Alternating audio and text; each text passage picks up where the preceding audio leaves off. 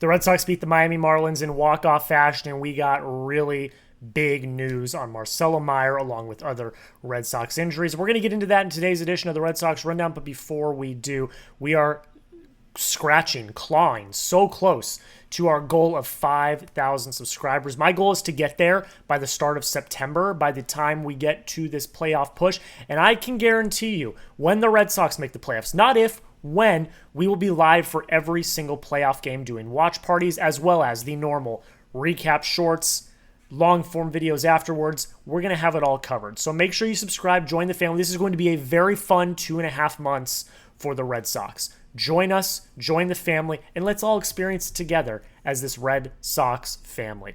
Welcome back. My name is Jack. Thank you so much for watching this edition of the Red Sox Rundown. We have a huge injury update on Marcelo Mayer, something that I think is pretty significant that Alex Cora said before the game yesterday. Injury updates on various other players as well. And then we're going to recap the Red Sox 2-1 walk-off win over the Miami Marlins. I had to bring out the Fenway Green today because that's what they do. They make walk-offs with the Fenway Greens. It's always fun when they're rocking these unis. But let's start with Marcelo Mayer. Not great. Not great whatsoever. Ian Browne had the tweet. He said, "It doesn't sound like Marcelo Mayer has had a big breakthrough since the anti-inflammatory shot, cortisone shot, he took prior to the road trip." And then this is a quote from Alex Cora. He said, "Yeah, he's just been doing some dry swings. The last few days, he feels okay. Not great. We'll see how that goes. Unclear if he will play again this season." I think the fact that Cora even mentions that it's unclear, I'm sure this was a follow-up question that they asked, so it wasn't just him bringing it up out of the blue. I'm sure, again, it was a follow-up question. But the fact that he couldn't give any sort of indication on whether or not he would play, and the fact that it is incredibly unclear if he will play again this season, with still a month and a half left in the season, that is troubling because Mayer is a very important part of the nucleus of this young movement. He brings you invaluable defense all over the infield.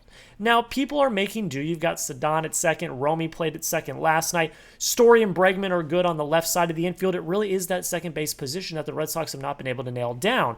And if you would have had Marcelo Mayer, I would feel substantially more comfortable. And if you have Mayer, you can play Romy at first and not have to play Toro, who has struggled over the last few months offensively. So losing Mayer would be a big deal. Not only that, but he adds some offensive value as well. Again, I'm not saying he's replacing Romy. I think what would happen is Mayer would go to second, Romy would go to first, and then Toro would be the one getting replaced.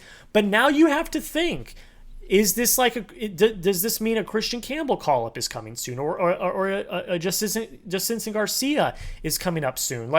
These are conversations that have to be had now because, I'm just not comfortable with the defense at second base with Romy Gonzalez. He's had some fine plays. He's been good, but he's not nearly as smooth at second base as Mayer, and I would much rather have Cedon in center. I think everyone would much rather have Cedon in center. So it's an unfortunate injury update. Again, he said it was unclear.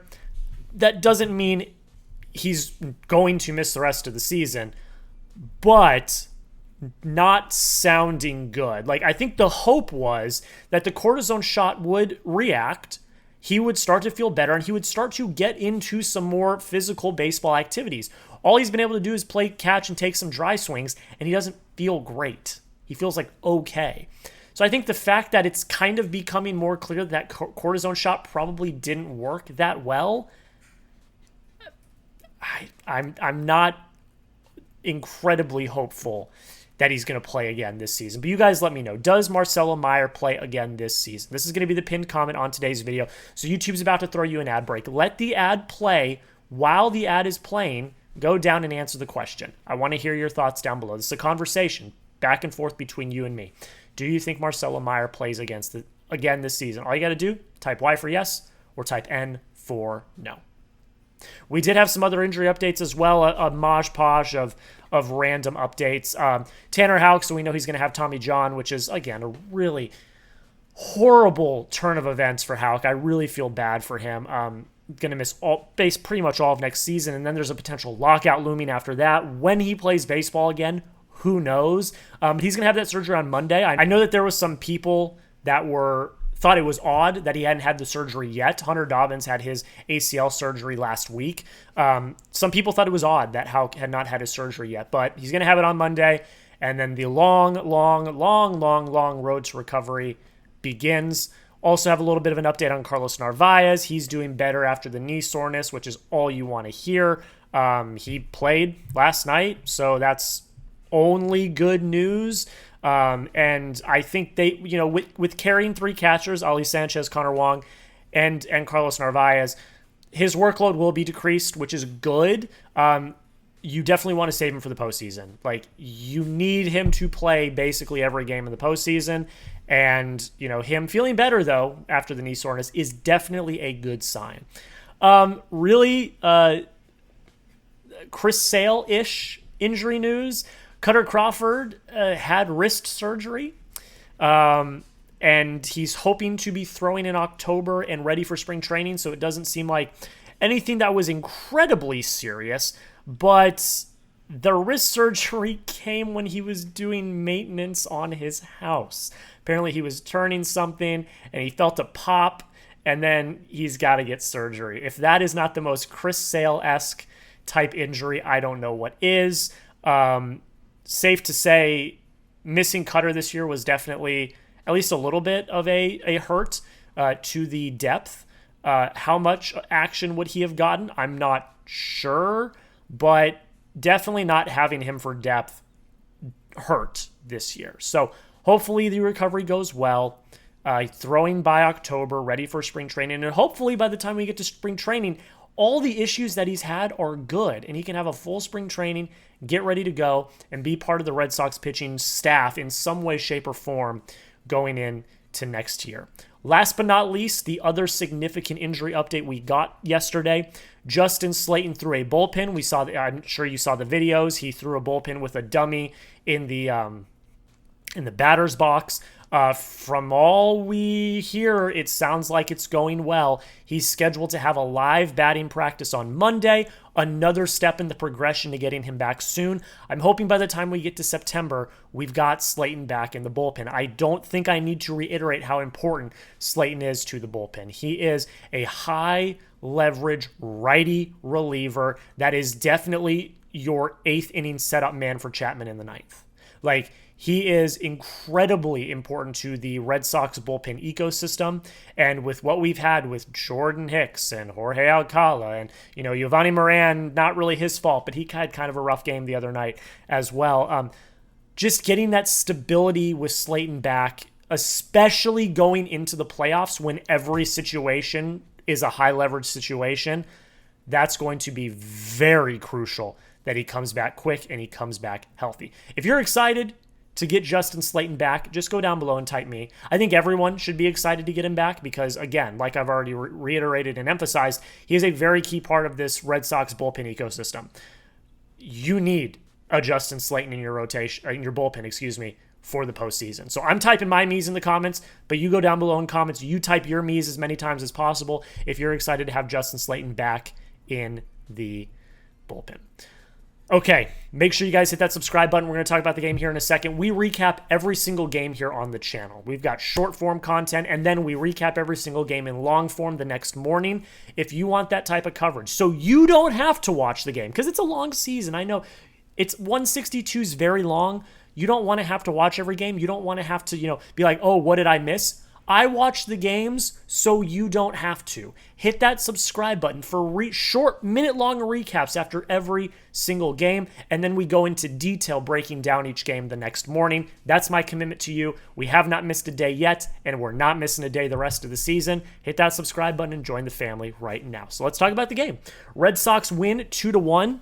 Like I said at the beginning of the video, I pulled out my Fenway green tonight because every time they've won, it's been on a walk-off. I don't know what it is. They should wear the Fenway greens for every single playoff game. Actually, no, that would, my blood pressure would boil. It would be bad. But nonetheless, they won. The Red Sox took the dub, and you needed it. the Marlins are not a good team, but they're also not a bad team. They've sneakily been pretty solid. I'm not going to lie. They blew out the Guardians the other night, and the Guardians are fighting for that last wild card spot right now. So I said in my video yesterday that I was not going to predict a sweep because there's a lot of unknown that can come from this Marlins team. So winning this game was huge, and it was kind of ugly, but you got the win, which is what a playoff team does. We'll start with the pitching. Lucas Giolito. Just a big round of applause for him. Perfect bounce-back performance after his last outing. He gave you 6 1/3, 7 hits, 1 run, 1 walk, 5 Ks. He dominated a lineup that he should dominate. They have some interesting players, but that you should dominate that team. That's a team that you should dominate. So for Giolito to come out and absolutely show some really great poise was really, really awesome to see. And then the bullpen was absolutely nails. Justin Wilson comes in and gives you an inning and a third. Garrett Whitlock finishes out that inning. And then Aroldis Chapman has a perfect ninth. You couldn't ask for better. Chapman also gets the win as well because they got the walk-off. But yeah, your pitching has been your strong suit as of late, specifically the bullpen, and they got to keep that momentum going for the postseason. They have to keep that going because a bullpen can make or break your team. We've seen that at the deadline. Every playoff contending team made bullpen acquisitions, and some of them have failed. The Super Pens and both New York teams for the Mets and the Yankees have failed, but the Red Sox bullpen, which is basically all homegrown and all players that you already had, them dominating is really great to see. Offensively, you did absolutely nothing tonight. I'm going to keep it short and sweet. You did nothing tonight. 3 hits, 3 walks. That was it. Your 1 run came in the 6th inning. Roman Anthony walks a 10-pitch at bat, and he walks off of Sandy Alcantara, who threw a really good game. He walks. Bregman hits a double down the right field line, which scores Roman from first, and that gives you the tie ball game. I tweeted this out, and I firmly believe it. Roman Anthony and Alex Bregman should be the 1-2 punch at the top of your lineup for the next half decade. I know people want Bregman to not re-sign because, oh my God, he's like 32. He's so old. Come on. Get over it with the age. He's producing. He's playing well. Get over it. It makes me so mad. They should sign him to a five-ish year contract, and Roman and Alex should lock down the top of that lineup for the next half decade. Do it now. Do it tomorrow. Have the contract in front of Scott Boras. Make it happen. Make sure he doesn't get to free agency because they were the sole freaking offense tonight. Roman scored both runs tonight. 2 walks. And then Bregman gets you the game-tying double. And then in the 9th, Trevor Story's the hero and gives you the walk-off. Trevor Story had 2 hits tonight, and Alex Bregman had 1. And that was it. Those were your only hits. But it was great to see TS10 get a walk-off. Really happy for him. But that's it. Not a lot to talk about. It was really just pitching dominance. Sandy Alcantara, 6 innings, only 2 hits, 7 Ks, 1 walk, 1 run. That was it. Giolito shoved.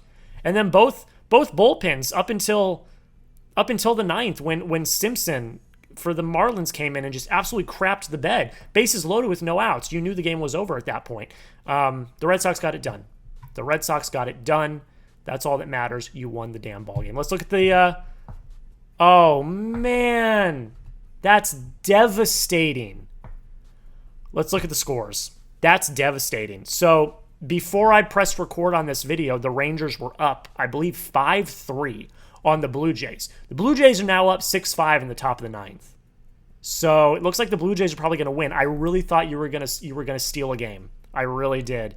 That's really, really unfortunate. That sucks. That absolutely sucks. But it is what it is. That's baseball. The Yankees, it looks like they're probably going to win 4-1 over the Cardinals. The Tigers beat the Twins. Who else of substance here? The Braves beat the Guardians. That's good. That's really good, actually. That gives you a little more of a cushion from that last wild card spot. So that's really good. And that's about it. I mean, it's really only like 4 or 5 teams we're looking at. The Mariners are up 11-9 on the Mets, so they're going to win in the middle of the 9th. So that game's pretty much over. So, yeah. I mean, maybe some wild comebacks happen that I don't know of. Again, I record these the night before, but it looks like it's probably going to stay around the same as it did before. So let's take a look at the standings. Right now, the Red Sox are 4.5 back. I would expect that they would stay 5 back when the Blue Jays win, because this is updated from the Red Sox game. Red Sox take over with run differential again, I believe, in the AL, which is awesome to see. Although that has an update for the Yankees, so it might be a tie, or the Yankees might take over again. So yeah, 5 back in the division. You're going to be 1.5 back, 1.5 up on the Yankees. If they win tonight, you'll be 3 ahead, on the Guardians for like getting kicked out of the wild card. And then you're going to be a game back on the Mariners for the top wild card spot. So that's it. Those are the standings. Those are the scores. And that's where we're going to end it, guys. Do the Red Sox win this series against the Marlins? Yes or no? You've still got Bayo and Crochet going. I would assume you win the Crochet game at least. So I'm going to say yes, but you let me know yes or no. Just go down below in the comments and let me know what you think. That's where we're going to end it, guys. Thank you all so much for watching. Before we get out of here, we are 15 followers away on my Twitter from 1,000 followers. Be the 1,000th follower. Who's going to be the 1,000th follower on my Twitter? It's going to be linked down below in the comments in the description. Daily content around the Red Sox. I live tweet every single game. I crash out when they lose. I cheer when they win. I tweet out highlights as well. So follow me on Twitter. I'm a great follow. And if you comment or whatever, I will most certainly comment back, and we can have some interactions over there. That's it, guys. Thank you all so much for watching. We'll be back tomorrow with the same sort of content that you're used to. And until next time, go Sox.